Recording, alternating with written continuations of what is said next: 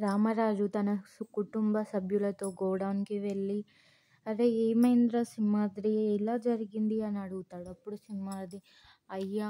5,00,000 డబ్బు నగదు ఇందులో నుంచి పోయిందయ్యా! ఎలా పోయిందో నాకు తెలియదయ్యా" అని చెప్తాడు.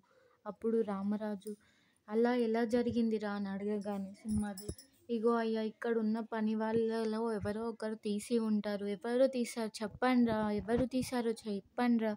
అయ్యని అంత మోసం చేయాలని ఎలా అనిపించిందిరా మీకు" అని అంటాడు. అప్పుడు సాగర్ మరియు ధీరజ్ గోడౌన్ అంతా వెతుకుతూ ఉంటారు. డబ్బు ఎక్కడికి బయటికి వెళ్ళలేదు కాబట్టి డబ్బు ఇందులోనే ఉంది. మనం వెతికితే డబ్బు దొరుకుతుంది అని అంటారు. అప్పుడు రామరాజు, "మనకు కావాల్సింది డబ్బు కాదు, దొంగతనం ఎవరు చేశారో మనకు తెలియాలి" అని రామరాజు అంటారు. అంతలో నర్మదకి ఒక బస్తాపై రక్తం కనిపిస్తుంది. ఏంటది అని దగ్గరికి వెళ్ళి చూడగా అక్కడ రక్తం మరియు దబ్బడం కనిపిస్తుంది. దాంతో నర్మద ఏమని అర్థం చేసుకుంటుందంటే డబ్బు ఇందులో పెట్టి ఎవరో కుట్టుతుండగా వాళ్ళ చేతికి తగిలి ఆ రక్తం ఆ సంచిపై పడింది అని అనుకుంటారు. రక్తం ఎవరి చేతికి ఉంది అని చూస్తాడు. అప్పుడు సింహాద్రి చేతిపై రక్తం కారడం నర్మద గమనించింది.